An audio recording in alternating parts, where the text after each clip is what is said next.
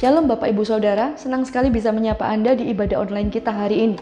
Saya mengucapkan welcome home bagi Anda yang baru pertama kali mengikuti ibadah online Gereja Mawar Sharon.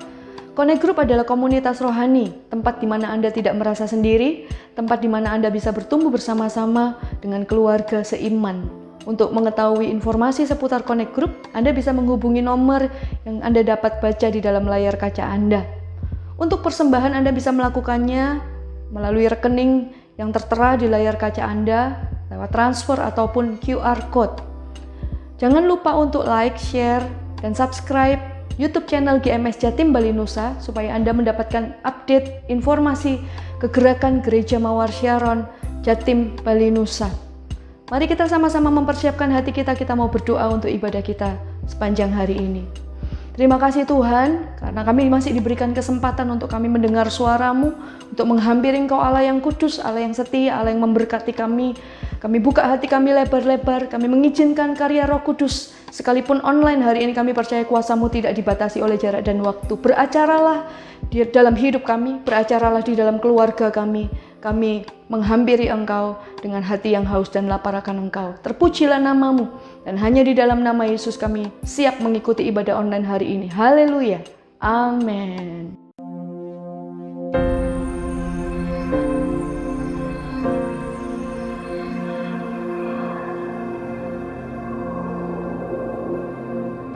Orang yang suka memuji akan kuat roh doanya. Orang yang berdoa pasti berakhir memuji. Karena Allah bertata di atas pujian. Siapa memuji, Allah mengatasi hidupnya.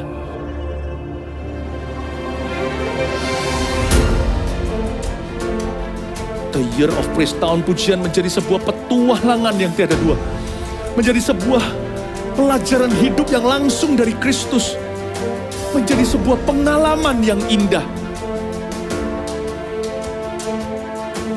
Waktu kita memuji Tuhan, seluruh kerajaan itu berdiri di sampingmu. Waktu kita memuji, seluruh kerajaan Allah dan kereta-keretanya yang tidak kelihatan berkuda dan berapi-api itu berada di kanan kiri.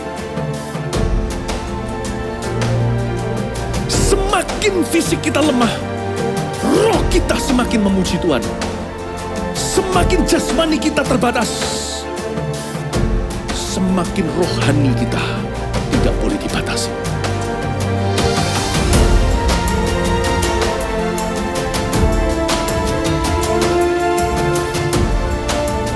Welcome to the Year of Praise and Provision. Mari kita mengizinkan Tuhan merajut rancangan yang belum pernah kita bayangkan.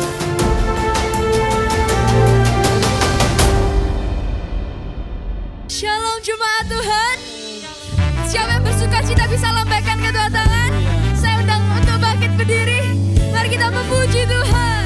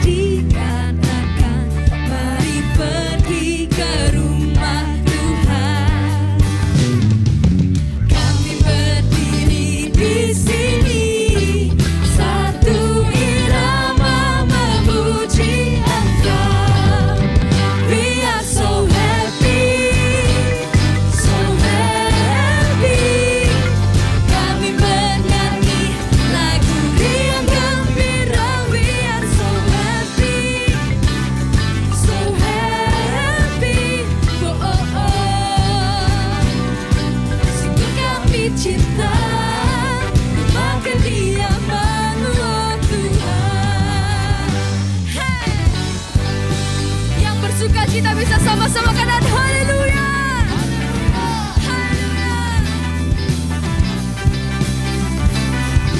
Kami bahagia ketika dikatakan mari pergi ke rumah Tuhan. Kami berdiri di sini satu irama memuji Engkau.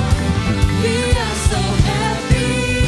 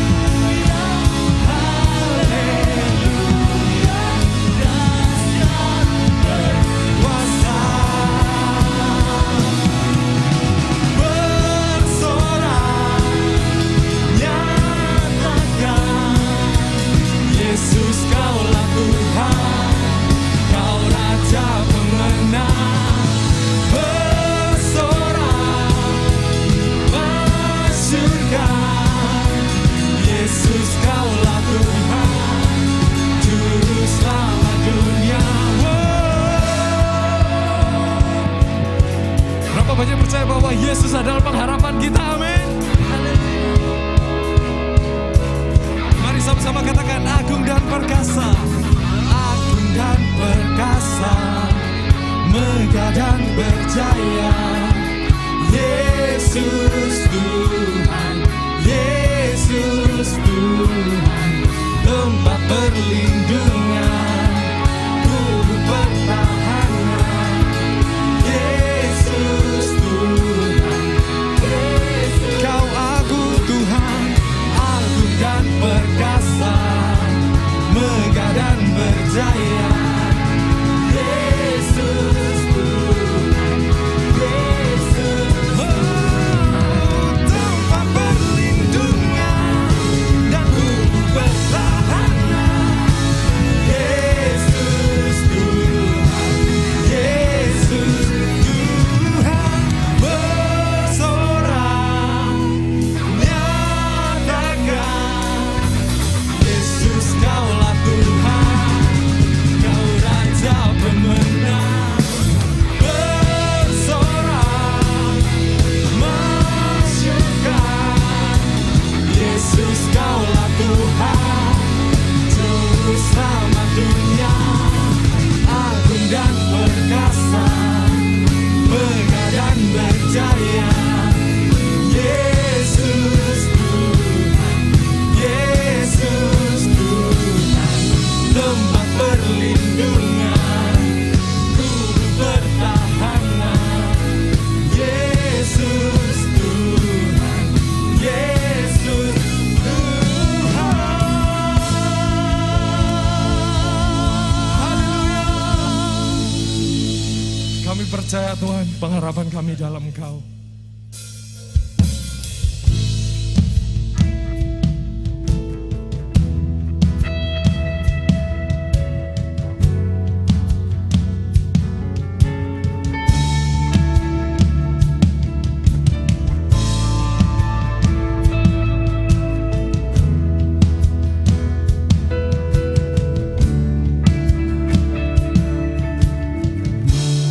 Sama-sama katakan kasih.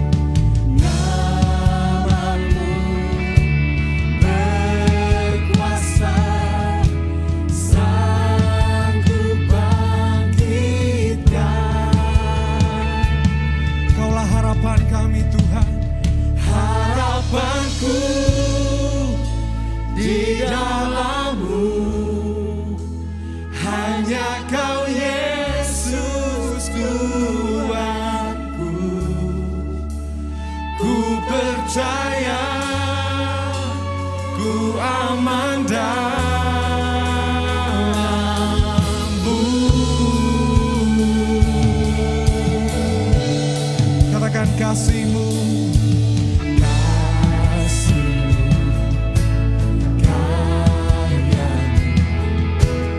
nyata dalamku. Kau pegang hidupku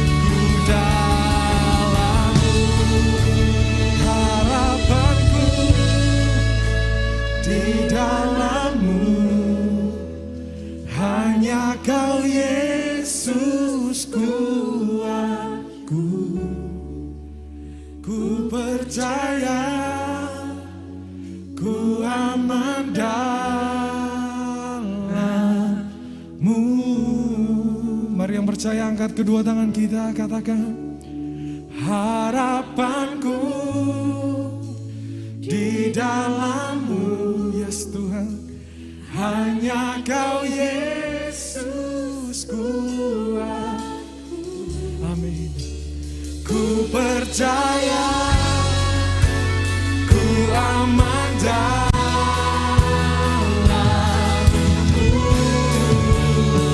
Sekali lagi, harapanku di dalam-Mu, hanya Kau Yesus kuat. Ku percaya, ku aman dalam-Mu. Ku percaya, ku percaya, ku percaya, ku aman dalam-Mu.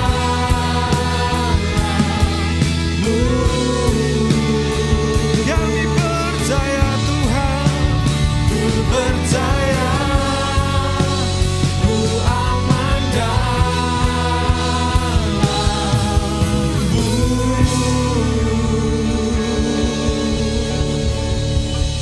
Kami percaya Tuhan, kami percaya pengharapan kami ada dalam Engkau Tuhan. Oke, Shalom jemaat yang dikasihi Tuhan. Hari ini kita akan mendengarkan firman Tuhan, dan sebelumnya saya ajak kita untuk tundukkan kepala, pejamkan mata, dan kita akan berdoa. Bapa di dalam surga, terima kasih hari ini kami datang padamu, kami undang Roh Kudus untuk hadir di tempat ini bersama setiap jemaat-Mu, hadir di dalam setiap hati dan pikiran kami ya Tuhan. Kami serahkan hati dan pikiran kami kepadamu. Jadikanlah tanah yang subur supaya dapat ditaburi dengan firman, dan biar kebenaran itu membebaskan setiap kami dan membuat kami semakin dewasa di dalam Engkau. Berkati waktu-waktu ini, kami serahkan di dalam nama Tuhan Yesus. Kami mengucap syukur. Amin. Hari ini saya akan sampaikan satu khotbah yang saya beri judul, Mengapa Hal Buruk Terjadi Kepada Orang Baik. Ini sebuah pertanyaan yang sering ditanyakan oleh orang, bahkan seorang penulis buku bernama Philip Yancey, dia menulis satu buku khusus dengan satu topik ini, dengan judul Why? Kenapa? The Question That Never Goes Away. Pertanyaan yang tidak pernah pergi, tidak pernah hilang. Setiap orang selalu mempertanyakan satu pertanyaan ini di dalam diri mereka dari waktu ke waktu. Mungkin kita mempertanyakannya tidak selalu, tetapi dari waktu ke waktu kita akan mempertanyakan hal tersebut, khususnya pada saat hal buruk terjadi di dalam kehidupan kami. Dan kita kadang-kadang merasa bahwa kita orang baik-baik, kita menjalani hidup dengan baik, tetapi mengapa Tuhan izinkan hal-hal yang kita anggap buruk terjadi dalam hidup kita. Hari ini saya akan ambil satu tokoh Alkitab, dan kita akan pelajari kehidupannya, bagaimana dia mengatasi hal-hal yang terjadi dalam hidupnya, yaitu seorang bernama Yusuf yang bisa kita temukan di kitab Kejadian. Saya akan bacakan 3 bagian dari kitab Kejadian. Yang pertama adalah dari kitab Kejadian pasal yang ke-37, ayat yang ke-18 dan 20. Firman Tuhan bunyinya, dari jauh ia telah kelihatan kepada mereka, tetapi sebelum ia dekat kepada mereka, mereka telah bermufakat mencari daya, upaya untuk membunuhnya. Sekarang marilah kita bunuh dia, dan kita lemparkan ke dalam salah satu sumur ini, lalu kita katakan, seekor binatang buas telah menerkamnya, dan kita akan lihat nanti bagaimana jadinya mimpinya itu. Di sini kita melihat bahwa saudara-saudara daripada Yusuf membuat suatu perencanaan, tetapi rencana ini membawa celaka di dalam hidupnya. Ya, mereka bermaksud untuk membunuh adiknya sendiri. Mungkin yang kita alami tidak separah itu. Mungkin saudara-saudara kita tidak berencana untuk membunuh kita secara nyata. Tetapi kadang hal-hal terjadi dalam hidup kita yang terasa seperti itu. Mungkin Anda pernah dikhianati oleh orang, mungkin Anda pernah dilukai oleh orang yang Anda menganggap lebih dekat daripada saudara bahkan. Hal ini dirasakan oleh Yusuf di Kejadian. Lalu kalau kita lihat di Kejadian pasal yang ke-39 ayat yang ke-20, ini kejadian yang berikutnya yang hal buruk yang terjadi dalam hidup Yusuf. Di Kejadian pasal yang ke-39 ayat yang ke-20 dikatakan, lalu Yusuf ditangkap oleh tuannya dan dimasukkan ke dalam penjara, tempat tahanan-tahanan raja dikurung. Demikianlah Yusuf dipenjarakan di sana. Kalau Anda mengetahui kisah daripada Yusuf di bagian ini, kita akan tahu bahwa dia sebetulnya disalah tuduh. Dia tidak salah, dia tidak bersalah, namun dia disalah tuduh dan akhirnya dia dimasukkan ke dalam penjara. Sekali lagi ini adalah suatu kejadian yang disayangkan, suatu kejadian yang tidak adil, yang tidak seharusnya terjadi kepada dia, karena dia tidak bersalah. Namun itu terjadi juga. Ada satu bagian lagi, kita lihat di Kejadian pasal yang ke-40 ayat yang ke-23. Ini terjadi pada waktu dia sudah ada di dalam penjara. Firman Tuhan bunyinya di ayat yang ke-23 dari pasal yang ke-40, tetapi Yusuf tidaklah diingat oleh kepala juru minuman itu, melainkan dilupakannya. Jadi dia menolong kepala juru minuman itu dengan menafsirkan mimpinya, dan akhirnya dia dibebaskan. Tetapi dengan janjinya untuk mengingat Yusuf, ternyata dia dilupakan dengan demikian. Jadi kita melihat, satu, dia berusaha dibunuh oleh saudaranya sendiri. Dia disalah tuduh oleh tuannya, lalu dimasukkan penjara meskipun tidak bersalah, dan di dalam penjara pun dia diberi suatu janji yang manis yang pada akhirnya tidak terjadi. Betapa mengecewakan. Kita bisa simpulkan bahwa ini adalah hal buruk yang terjadi kepada seorang yang kelihatannya baik, ya, seperti si Yusuf itu. Hal buruk yang terjadi kepada Yusuf itu mungkin dengan cara yang berbeda terjadi juga pada Anda. Dari waktu ke waktu kita akan mengalami hal-hal buruk yang membuat kita berpikir, kenapa ini terjadi?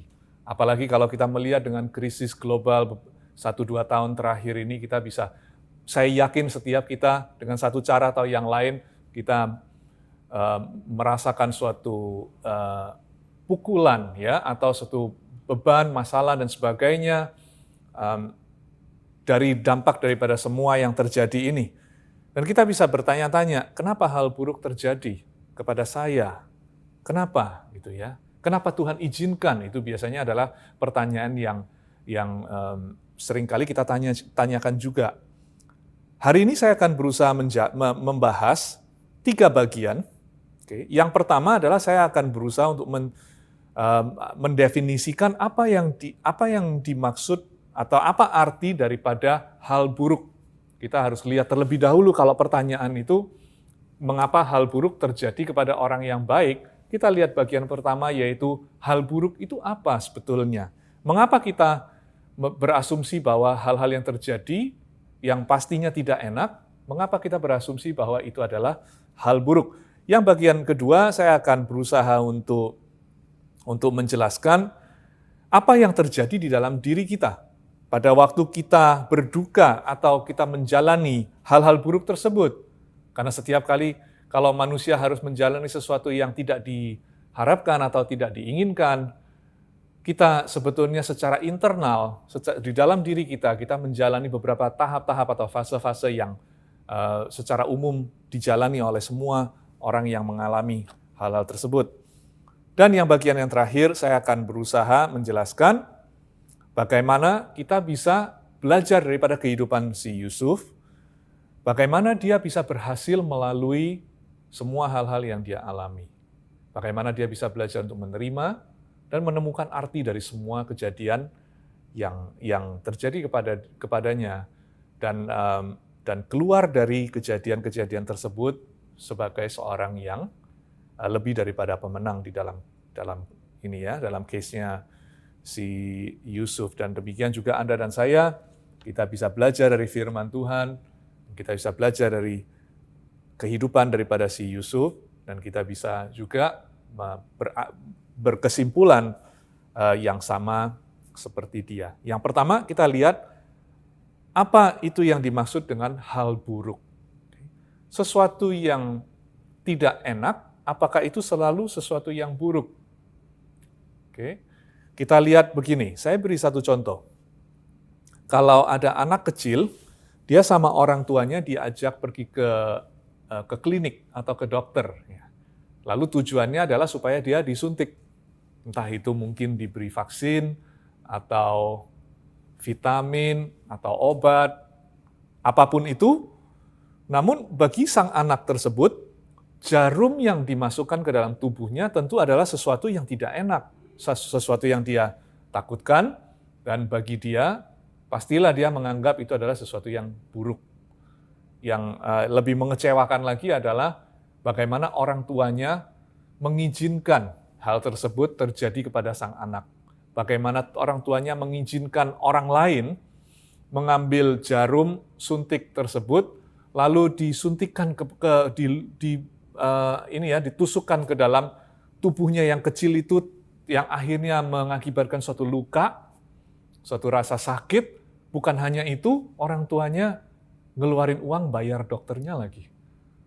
Ya kan? Jadi Anda bisa bayangkan anak itu bisa mikir apa? Satu, dia bisa mikir bahwa hal buruk ini kenapa kok terjadi? Orang tua saya yang mestinya mencintai saya, yang saya percayai, tetapi mengizinkan dengan kuasa yang mereka miliki, tetapi mengizinkan hal itu terjadi kepada saya, lalu masih bayar dokternya untuk melakukan lagi. Oke. Nah, hal itu dilihat dari kacamata seorang anak adalah sesuatu yang buruk. Tetapi kalau kita lihat dari kacamata orang tua, itu bukanlah sesuatu hal yang buruk. Orang tuanya mengizinkan untuk tujuan yang baik, bukan? Orang tuanya mengizinkan hal tersebut, merelakan anak tersebut merasakan luka, tetapi dari sana justru anak itu bisa bertumbuh lebih kuat, lebih sehat, mungkin melalui vaksin yang diterima, atau melalui obat dan vitamin dan semuanya yang diterima oleh anaknya, melalui sebuah luka, prosedur yang melukai. Namun orang tuanya mempunyai sudut pandang melihatnya sebagai sesuatu yang baik. Nah, demikian juga dengan kita, semua yang terjadi di dalam kehidupan Anda dan saya, kita bisa melihat hal-hal tersebut adalah hal yang buruk, namun seringkali di kacamata Tuhan yang mengizinkan hal-hal yang terjadi, tidak selalu hal tersebut dilihat sebagai sesuatu yang buruk. Ada tujuan yang baik di balik semua itu, ya. Jadi yang pertama kita mesti lihat dulu, hal buruk itu maksudnya bagaimana, oke? Yang bagian yang kedua, kita lihat apa yang terjadi di dalam diri seseorang pada waktu orang tersebut mengalami dalam tanda kutip hal buruk yang dia alami tersebut, ya. Sesuatu yang kita grief, kita berduka atas kejadian-kejadian tersebut. Misal kalau 1-2 tahun terakhir Anda bisnis Anda, pekerjaan Anda terpuruk, oke, maka itu sesuatu yang melukai, sesuatu yang merugikan, dan di sana Anda mengalami suatu grieving proses, suatu proses berduka, suatu proses sedih.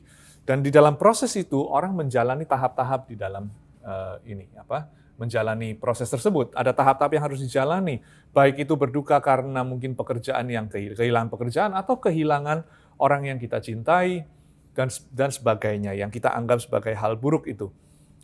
Ada 6 hal yang kita alami, oke, tahap-tahap dan fase yang kita alami itu ada 6 yang kita lalui. Setiap orang melalui tahap-tahap ini berbeda-beda waktunya. Oke, ada yang di tahap tertentu lebih lama daripada orang lain, ada yang lebih cepat. Tetapi setiap orang, hampir setiap orang akan selalu menjalani ke-6 ini. Ini namanya the stages of grief and loss, begitu teorinya. Ya, itu di teori ini ditemukan oleh seorang bernama Elisabeth Kubler-Ross, yang menemukan sebetulnya ada 5 stages, 5 tahap, lalu yang nantinya ditambahi oleh satu orang bernama David Kessler dijadikan 6. Hari ini kita akan melihat ke-6-nya, dan kita melihat juga bagaimana Yusuf melalui setiap tahap-tahap tersebut. Yang pertama adalah tahap yang bernama menyangkal atau denial. Pada waktu kita kehantam dengan suatu hal yang buruk di dalam hidup kita, kita mengalami suatu fase menyangkal. Oke, kadang-kadang kita menyangkal. Oke, contohnya seperti sang anak tersebut pada waktu dia mau dibawa pergi ke klinik atau pergi ke kantor dokter untuk disuntik, mungkin dia bisa menyangkal di dalam mobil. Dia bisa berpikir bahwa, oh tidaklah, orang tuaku tidak mungkin sampai hati untuk mengizinkan ini terjadi, atau lain sebagainya. Dan demikian juga si Yusuf, dia juga bisa berpikir bahwa pada waktu dia dibuang di dalam sumur itu, dia bisa berpikir bahwa, oh tidak apa-apa, ayahku akan datang menolong aku.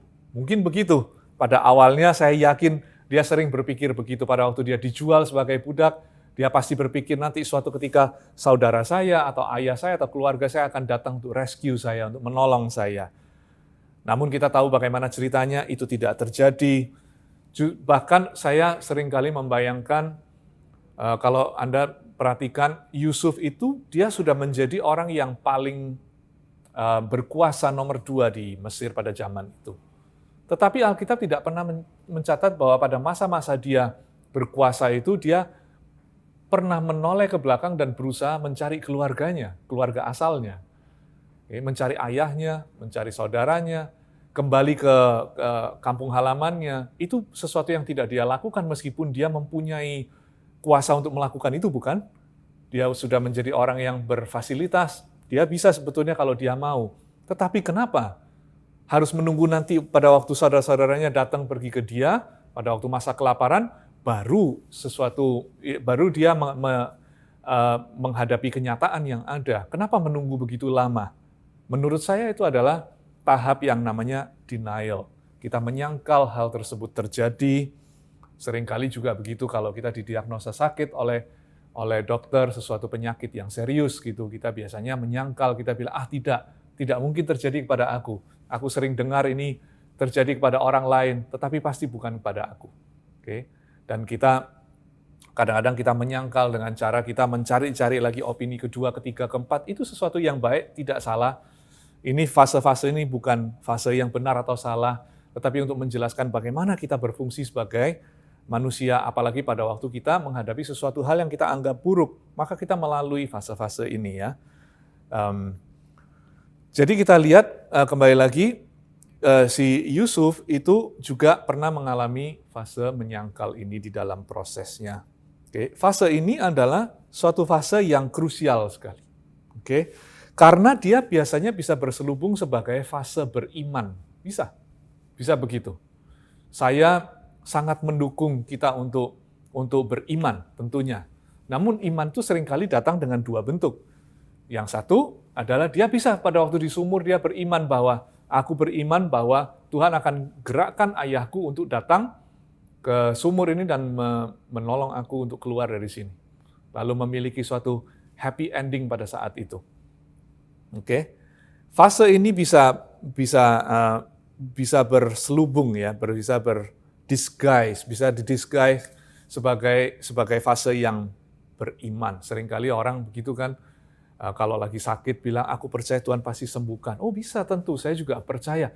Hal pertama yang saya lakukan kalau ada anggota keluarga yang sakit atau diri saya sendiri sakit, tentunya saya akan berdoa dan saya akan klaim apa janji Tuhan, apa bilur-bilur Tuhan sudah menyembuhkan. Hal tersebut pasti saya lakukan. Namun ceritanya tidak selalu berhenti di sana. Seringkali justru seperti yang anak kecil itu tadi disuntik. Oke, mungkin saya yakin dia di mobil kalau dia percaya sama Tuhan, dia pasti berdoa sama Tuhan, bilang, Tuhan tolong kalau bisa jangan sampai aku disuntik. Karena aku sudah pernah disuntik, rasanya tidak enak, dan aku tidak mau ada kedua kali atau kesekian kalinya. Jadi aku percaya Tuhan bisa gerakkan hati papa dan mama supaya tidak membiarkan aku disuntik lagi, gitu ya. Namun kadang-kadang apa yang dianggap tidak baik oleh kita, namun orang tua kita atau hubungan kita dengan Tuhan, Bapa kita di surga menganggap itu sesuatu yang baik dan Dia mengizinkan hal tersebut. Maka kita mau tidak mau harus keluar dari fase yang pertama itu namanya fase menyangkal, denial. Bahwa oh iya ini memang terjadi. 1-2 tahun ini bisnis memang lagi buruk gitu ya. Aku harus berusaha tentunya. Namun kita harus belajar untuk move on daripada fase yang pertama ini ya. Salah satu cara yang terbaik supaya kita tidak terjebak fase ini berselubung fase beriman padahal itu menyangkal, itu yaitu kita masuk di dalam menggerakkan iman kita dengan cara yang kedua, yaitu kita belajar untuk mengatakan pada Tuhan, Tuhan, aku percaya kepadamu, biarlah kehendak-Mu yang terjadi. Oke. Kita belajar untuk berani berkata begitu, itu membutuhkan iman yang lebih besar menurut saya. Daripada kita berkata, Tuhan kalau bisa jangan sampai disuntik. Tuhan kalau bisa ada yang menolong aku keluar dari sumur ini. Oh itu juga doakan saudara. Doakan, percaya, Tuhan bisa gerakkan. Namun jawaban doa itu kita serahkan kepada Tuhan, apa kehendak Tuhan yang terjadi. Oke. Sambil saya menyampaikan khotbah ini, nanti kita akan perjelas kenapa apa maksud daripada Tuhan mengizinkan hal-hal terjadi. Ya. Dari sana saya berharap kita bisa melihat bahwa segala hal yang kita anggap buruk terjadi dalam kehidupan kita, sebetulnya itu adalah seringkali adalah hal yang baik yang Tuhan izinkan untuk mencapai sesuatu di dalam diri Anda dan diri saya. Fase yang kedua yang dialami oleh orang adalah fase marah. Kalau kenyataannya di dalam sumur itu dia berdoa supaya ayahnya datang dan menolong dia, namun tidak kunjung datang juga. Oke, kalau anak itu akhirnya masuk ke dalam klinik juga dan melihat dokternya mempersiapkan jarum suntik tersebut, dan pada akhirnya benar-benar disuntik atau benar-benar itu keluar dari sumur itu malah dijual dan sebagainya, kita fase orang bisa maju pergi ke fase yang kedua, yaitu fase marah, bisa muncul rasa marah di dalamnya. Saya yakin Yusuf merasakan hal tersebut. Pada waktu hal-hal mulai dari buruk menjadi lebih buruk lagi di dalam kehidupannya dia. Coba Anda bayangkan apa yang kira-kira dia rasakan pada waktu dia duduk di dalam sel di penjara itu. Apa kira-kira yang akan muncul di dalam pikirannya? Dia bisa marah kepada beberapa orang, dia bisa marah kepada saudara-saudaranya tentunya. Marah itu seringkali ditujukan kepada 3 arah. Orang lain, diri sendiri, dan Tuhan. Oke. Dia bisa marah kepada orang lain, dia bisa marah kepada saudara-saudaranya, dia bisa berpikir bahwa saudara macam apa itu? Menjual adiknya sendiri, tega benar. Dia bisa marah sama dia sendiri. Mungkin dia bisa menyesali. Seandainya aku tidak banyak omong. Seandainya aku tidak banyak kata-kata. If only I could keep my words to myself. Ya kan, nggak banyak ngomong. Justru aku dengan me and my big mouth. Oke, mulutku yang besar ini cerita tentang mimpi dan sebagainya dan menyinggung orang dan akhirnya lihatlah di mana aku berada saat ini. Oke, ada orang yang juga bisa marah pada Tuhan. Dalam kasusnya Yusuf, Alkitab tidak mencatat dia melakukan demikian. Tapi ada juga orang yang bisa marah sama Tuhan. Kenapa Tuhan tidak mengabulkan doaku seperti yang aku inginkan? Kenapa Tuhan tidak memberikan kepada aku keturunan tersebut? Bukankah anak adalah pusaka? Kenapa Tuhan tidak memberikan kepada aku rumah yang sudah aku nanti-nanti bertahun-tahun dan kerja dengan serajin mungkin? Aku ini orang baik. Kenapa aku bekerja dengan begini rajin tetapi juga tidak kunjung dikabulkan? Jadi banyak sekali alasan yang bisa membuat kita marah kepada orang lain, pada diri sendiri maupun kepada Tuhan. Ya. Jadi sama dengan halnya contoh yang anak kecil disuntik itu, dia pulang dari sana dia bisa marah sama papa mamanya. Karena dia melihat sendiri orang tuanya mengeluarkan dompetnya, ambil uang dan bayar orang untuk melukai dia. Bisa salah paham luar biasa di sana ya. Tapi kalau marah itu sudah selesai atau paling tidak sudah bisa dilewati, masuklah ke fase yang ketiga, yaitu fase namanya bargaining atau negosiasi. Fase bargaining ini pada waktu kita terjadi sesuatu yang kita anggap buruk di dalam kehidupan kita bisa ada di fase ini dan kita negosiasi sama Tuhan. Kita bisa berkata, oh Tuhan, kalau Tuhan tolong aku dari masalah ini, maka aku akan melayani Tuhan dengan lebih sungguh-sungguh. Kalau Tuhan memberikan aku keturunan, gitu ya, aku janji dan bernasar, mobil temanku aku berikan kepada gereja, gitu ya. Kalau kasih barang orang paling mudah kita. Atau benar-benar serius kita bilang bahwa Tuhan, aku akan berikan sekian kepada gereja, aku akan berkati orang miskin dan sebagainya. Itu adalah kita punya upaya untuk negosiasi atau fase yang ketiga namanya bargaining. Saya yakin Yusuf pun melakukan hal tersebut. Saya yakin betul dia pasti berdoa. Pada waktu si juru minum itu menjanjikan untuk menolong dia, tidak melupakan dia, saya yakin Yusuf di dalam itu hatinya penuh dengan bargaining terjadi. Bahwa dia bilang, akhirnya pertolonganku akan datang, jawaban doaku akan datang. Tentulah dia tidak akan melupakan aku setelah apa yang aku lakukan buat dia. Gitu ya. Jadi itu bargaining itu terjadi ya. Anak tersebut pun bisa bargain dengan orang tuanya. Anaknya bisa berkata, "Papa, Mama, tolong jangan disuntik." Oke, aku janji aku akan kerjakan PR-ku, aku janji aku akan ringkes mainanku, aku janji aku akan mandi, ya. Mungkin begitu. Oke. Namun pada waktu hal yang kita anggap buruk itu tetap terjadi, oke, kita bisa masuk ke fase yang berikutnya, fase yang keempat namanya depresi. Fase depresi ini, kata depresi ini tidak sama dengan depresi klinis. Okay, it's not clinical depression, jadi tolong jangan disamakan. Fase depresi ini lebih banyak bicara tentang fase di mana kita sedih berlebihan, sangat sedih, dan sangat kecewa. Okay. Saya ajak kita buka di Kejadian pasal yang ke-45, ayat yang pertama dan kedua. Okay. Kita melihat fase depresi daripada seorang Yusuf yang dicatat di dalam Alkitab. Ayat firman Tuhan bunyinya demikian, ketika itu Yusuf tidak dapat menahan hatinya lagi di depan semua orang yang berdiri di dekatnya. Lalu berserulah ia, suruhlah keluar semua orang dari sini, maka tidak ada seorang pun yang tinggal di situ bersama-sama Yusuf.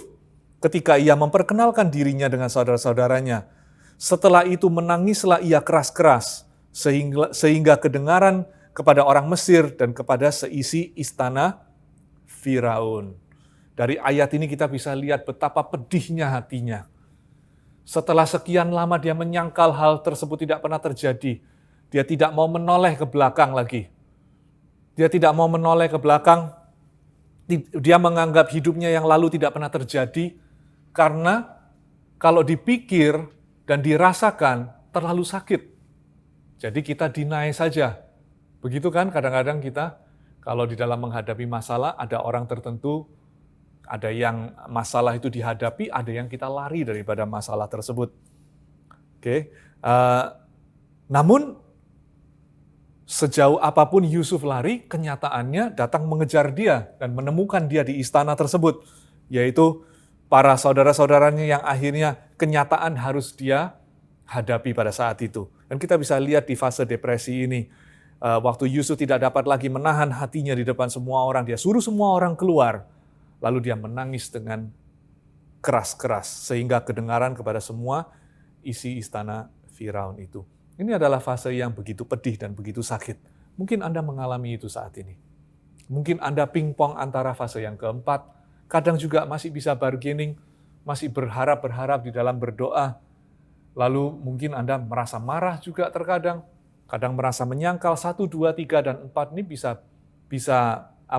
back and forth, bisa maju mundur. Oke, kita bisa dari satu fase mundur, lalu maju lagi, dan seterusnya. Ini yang pasti fase yang keempat ini fase yang biasanya agak panjang, yang membuat orang benar-benar terpukul.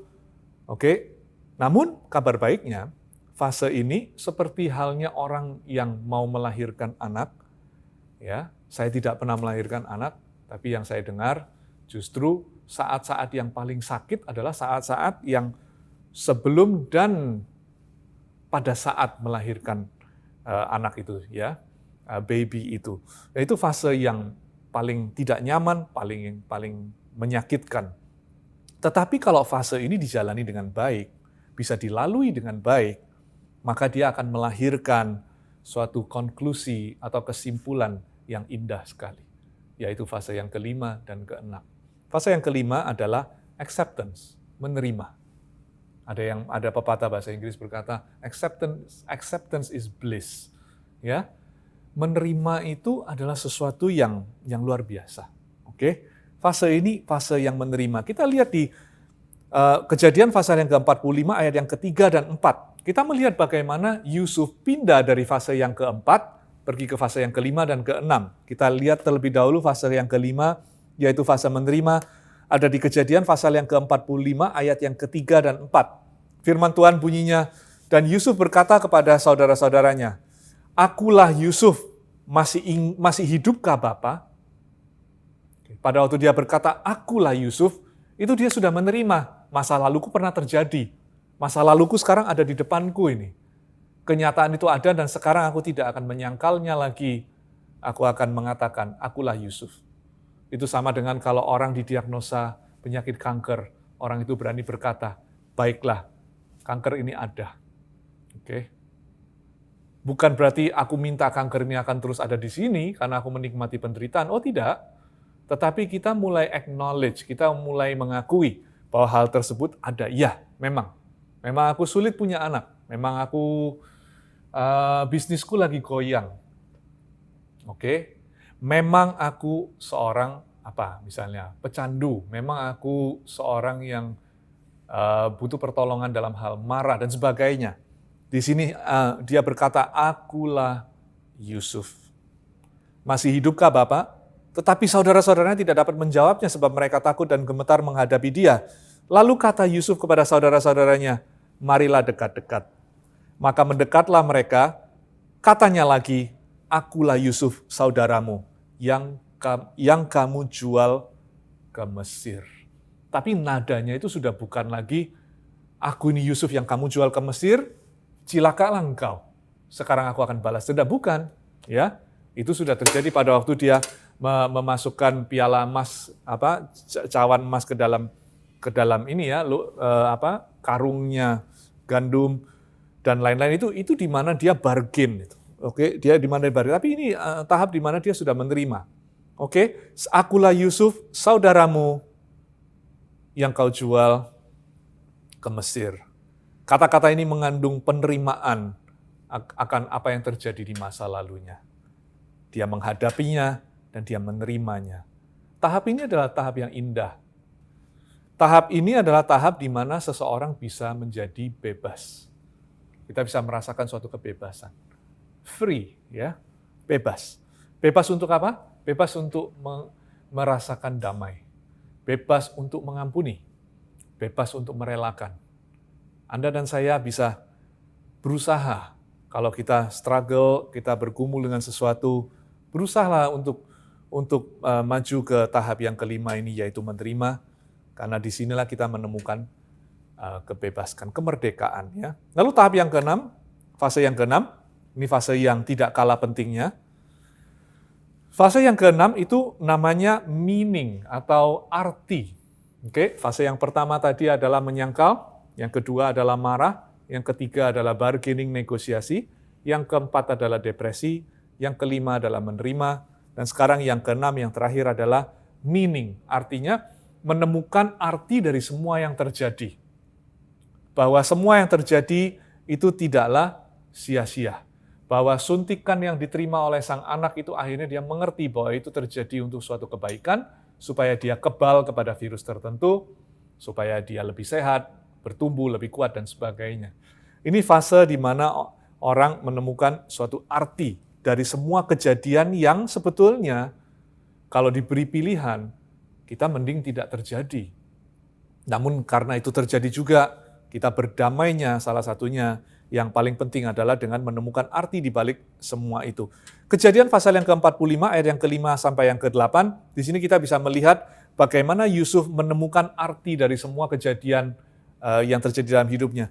Firman Tuhan bunyinya, tetapi sekarang janganlah bersusah hati dan janganlah menyesali diri. Wow, luar biasa ya. Karena kamu menjual aku ke sini sebab untuk memelihara kehidupanlah Allah menyuruh aku mendahului kamu.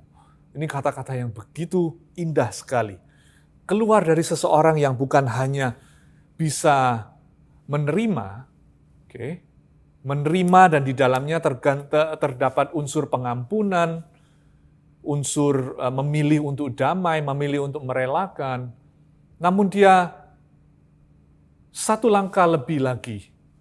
Dia bisa menyimpulkan dengan begitu indahnya, dia berkata, jangan bersusah hati, jangan menyesali diri, itu artinya juga jangan menyesali semua yang sudah terjadi. Meskipun betapa pahitnya semua itu, tapi dia bisa menemukan arti bahwa karena kamu menjual aku ke sini, sebab untuk memelihara kehidupanlah Allah menyuruh aku mendahului kamu.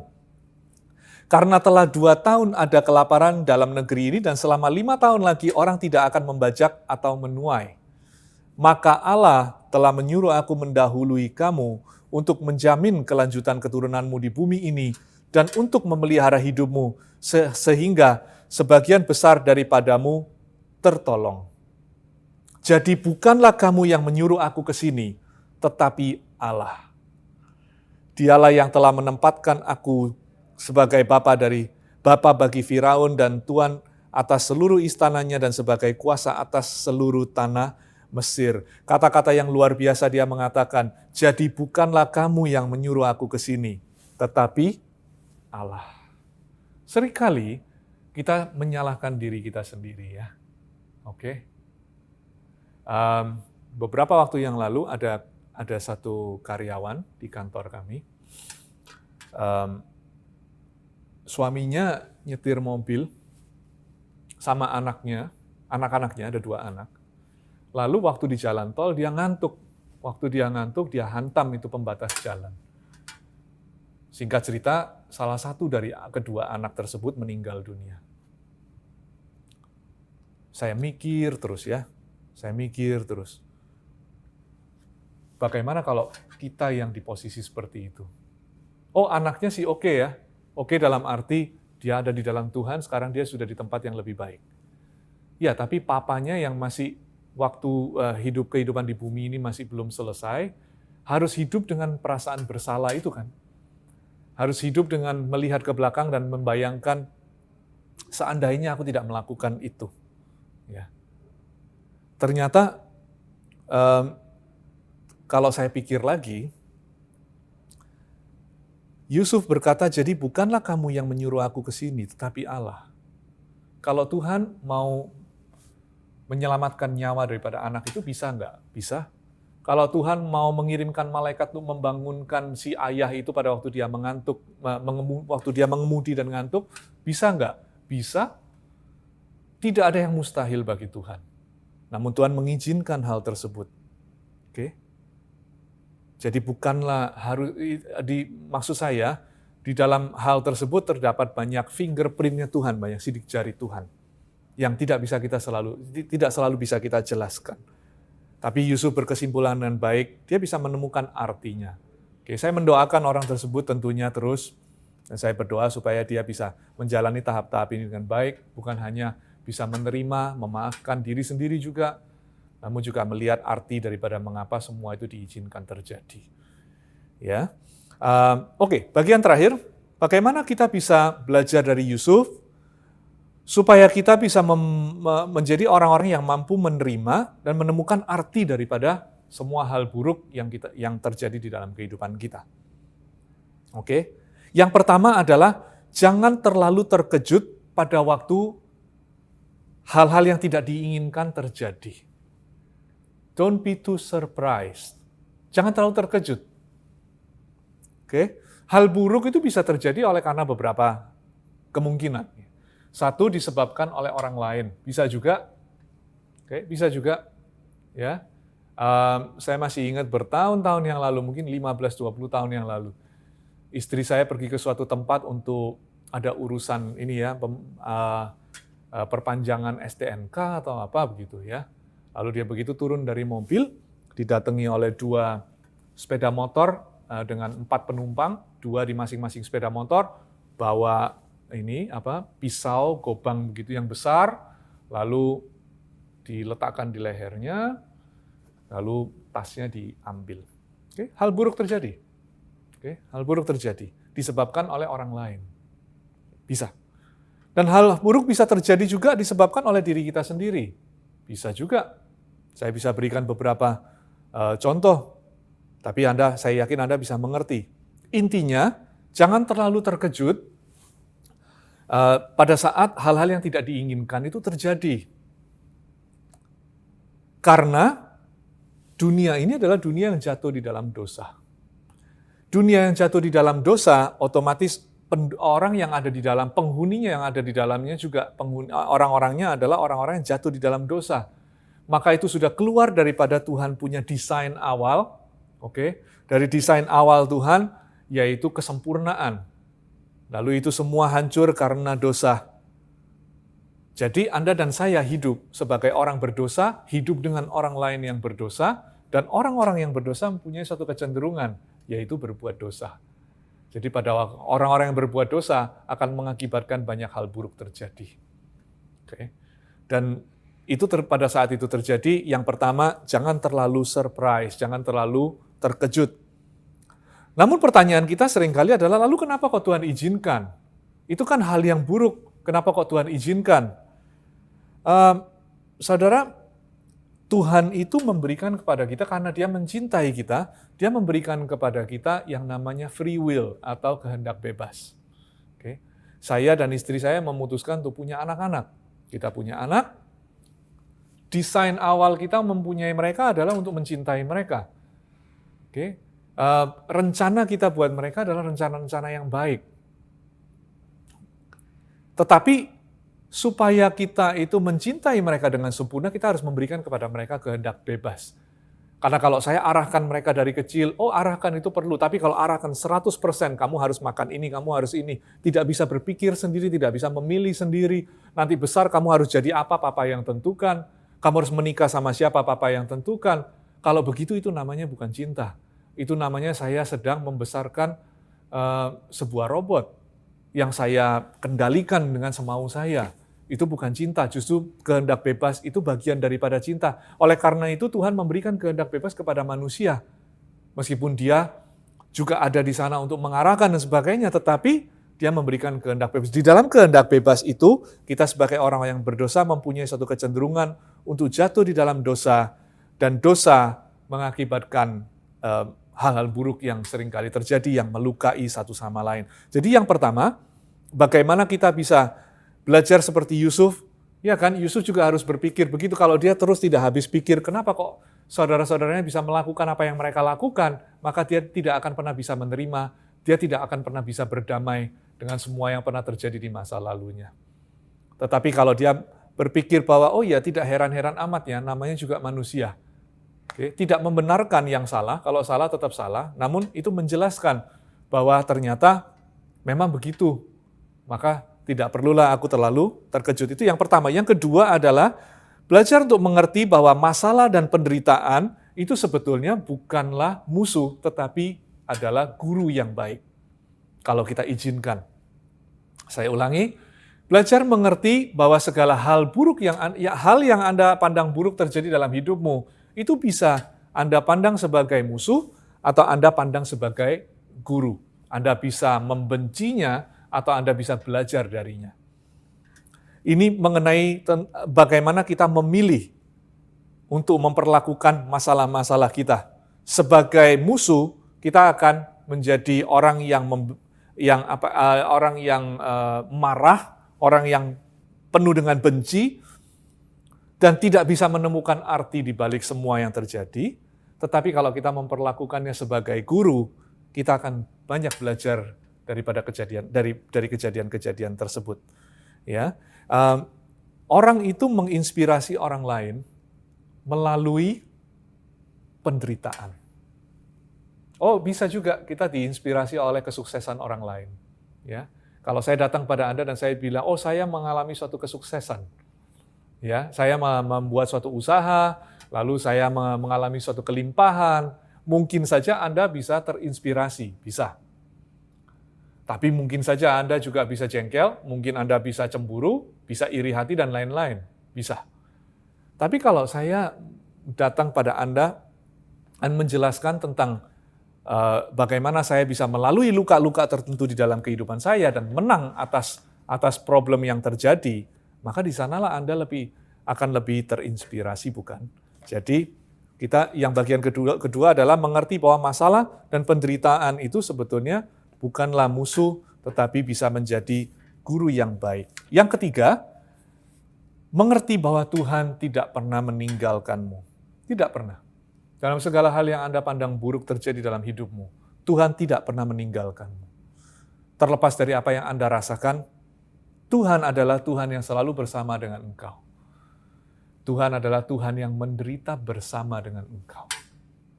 Dia menangis bersama engkau, Dia ada di sana mengerti apa yang Anda rasakan, dan Dia ada di sana menderita bersama-sama dengan Anda. Kalau Anda sakit, Dia ada di sebelahnya. Alkitab mengatakan bahwa sekali-kali aku tidak akan pernah meninggalkanmu. Jadi Dia ada di sana. He is the God that suffers with you. Oke. Seringkali seperti anak yang disuntik tadi, contoh anak yang disuntik itu, mungkin kita bisa salah paham sama Tuhan. Kita bisa berpikir, kenapa kok Tuhan izinkan ya? Kenapa kok Tuhan izinkan anak yang aku cintai diambil? Kenapa kok Tuhan izinkan papa mamaku diambil pada waktu aku masih muda, aku masih butuh mereka? Kenapa? Justru dengan berpikir begitu kita berkesimpulan bahwa Tuhan itu jahat. Dan kita bisa berpikir bahwa Dia tidak peduli. Namun terlepas dari apa yang Anda rasakan atau apa Anda pikir, faktanya adalah Dia mengetahui apa yang Anda rasakan. Dan Dia ada menderita bersama-sama dengan Anda. Oke, jadi berimanlah ke sana, berpikirlah ke sana, mengertilah hal tersebut, mengertilah bahwa Tuhan tidak pernah meninggalkan engkau, terlepas dari apa yang Anda rasakan. Dan yang keempat, mengerti bahwa Tuhan itu melihat segala sesuatu dari sudut pandang yang lebih luas, lebih besar. Bigger picture. Oke? Dia melihat dari sudut pandang yang lebih besar. Dan Dia selalu berusaha untuk mencapai sesuatu dalam kehidupanmu. Selalu berusaha mencapai sesuatu yang baik dalam kehidupanmu. Meskipun perjalanannya seringkali mengizinkan kita untuk menjalani lembah demi lembah. Tetapi itu adalah bagian dari tujuan Tuhan untuk mencapai sesuatu yang baik.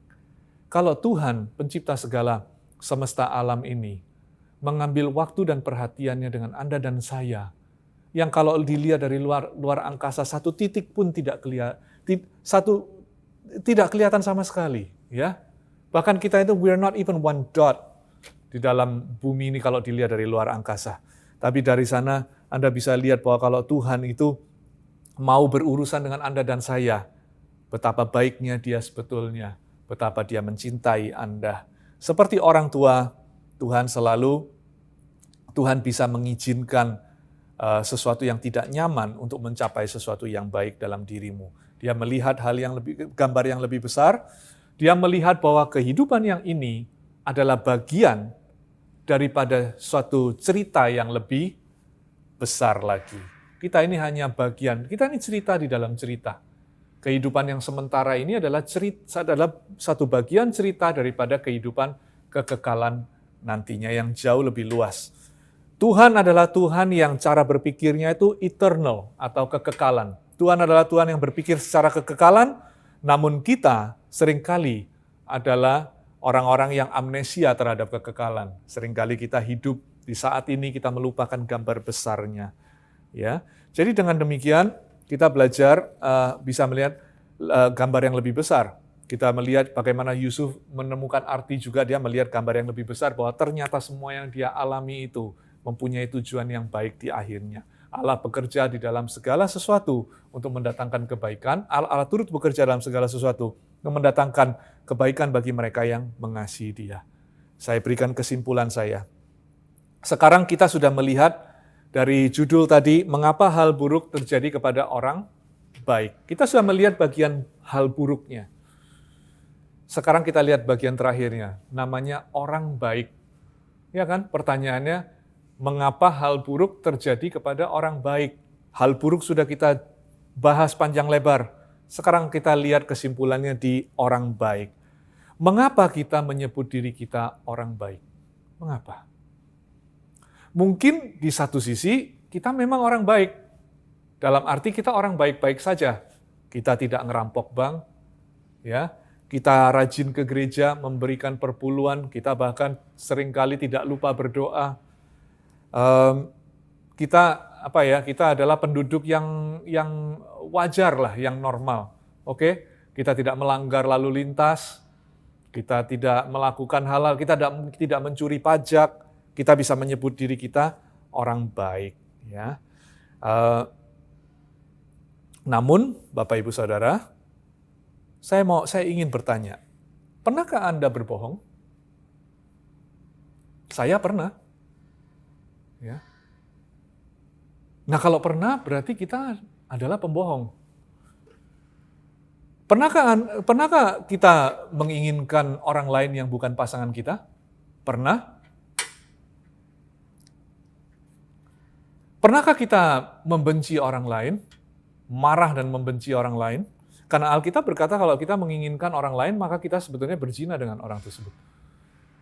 Dan kalau kita membenci saudara kita, ya, orang lain, maka kita sebetulnya sudah membunuh dia.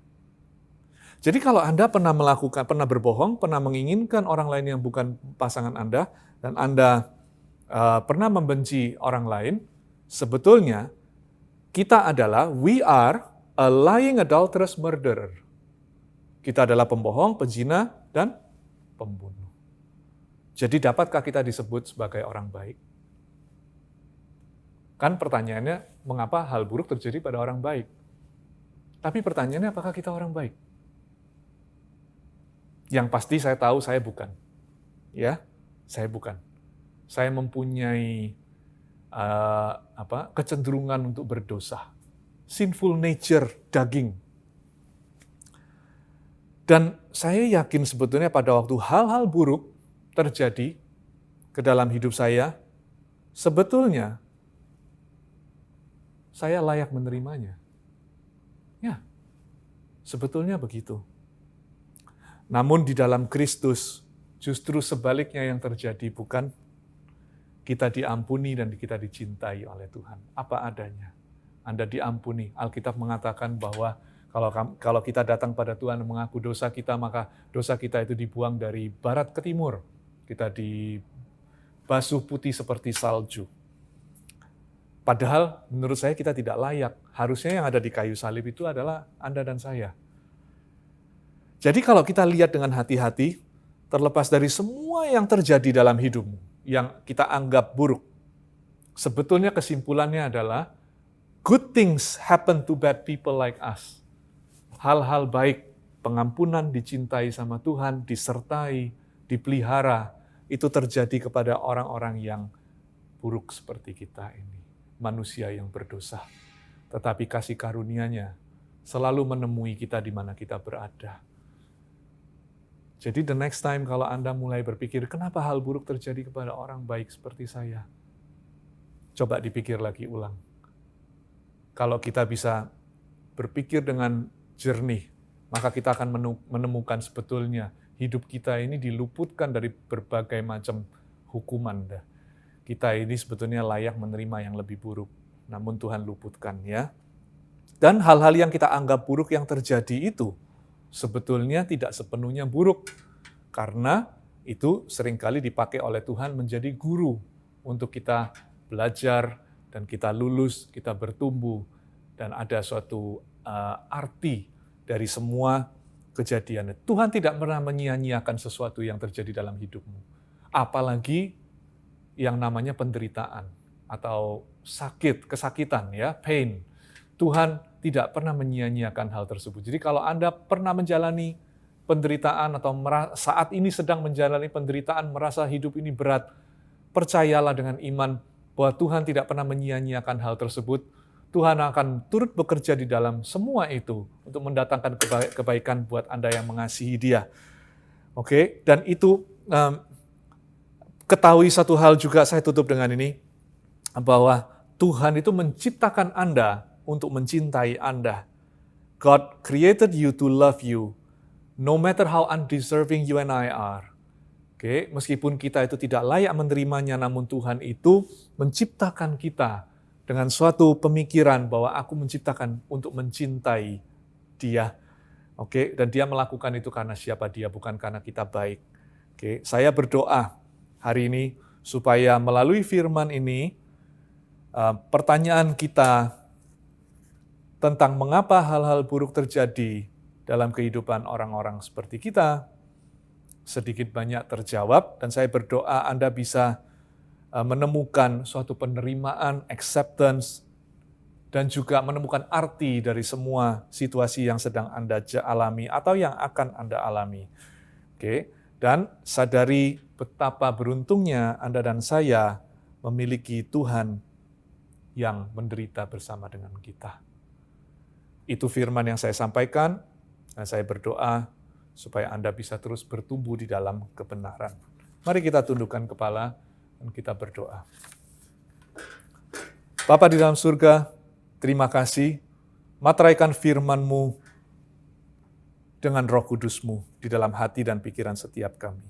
Setiap kami yang mendengarkan firman ini, buat kami bertumbuh, beri kami hikmat ya Tuhan, supaya kami semakin mengerti maksud Tuhan yang baik di dalam kehidupan kami. Ampuni setiap kesalahan dan dosa kami ya Tuhan. Ajar kami untuk selalu menghargai apa yang Tuhan lakukan. Terima kasih Engkau Bapa yang baik, Engkau mencintai kami dengan cinta yang sempurna. Engkau selalu ada bersama dengan kami dalam keadaan kami yang baik maupun buruk ya Tuhan. Tuhan ada menderita bersama dengan kami, selalu mengerti apa yang kami rasakan. Kami sungguh beruntung memiliki Allah seperti Engkau. Hamba berdoa buat setiap pribadi yang mendengarkan firman ini, biar iman mereka dikuatkan, biar Roh Kudus membuat mereka semua bertumbuh di dalam Kristus. Kasih setia Tuhan ada di dalam kehidupan mereka. Terima kasih Tuhan. Sekali lagi materaikan firman yang sudah disampaikan, biar itu bertumbuh berlipat-lipat kali ganda di dalam kehidupan orang-orang yang mendengarkan dan melakukannya. Terima kasih Tuhan. Di dalam nama Tuhan Yesus, satu-satunya nama yang kami puja dan kami sembah, kami telah berdoa dan mengucap syukur. Amin. Tentunya kita semua diberkati oleh firman Tuhan yang dibagikan oleh Pendeta John Mantova. Dalam segala keadaan apapun yang terjadi, tetap percaya bahwa Tuhan itu pegang kendali atas setiap kita. Mari angkat kedua tanganmu, terimalah berkat yang mendatangkan damai sejahtera yang melampaui segala akal, kasih yang dari Allah Bapa, kasih setia dari Yesus Kristus namanya, dan pertolongan dari Allah Roh Kudus yang akan terus menolong, menyertai, dan menjaga kita semua. Terima berkat ini di dalam nama Yesus Tuhan. Amin. Tanganku Yesus memuji perbuatanmu, sungguh tiada terukur kasih setia.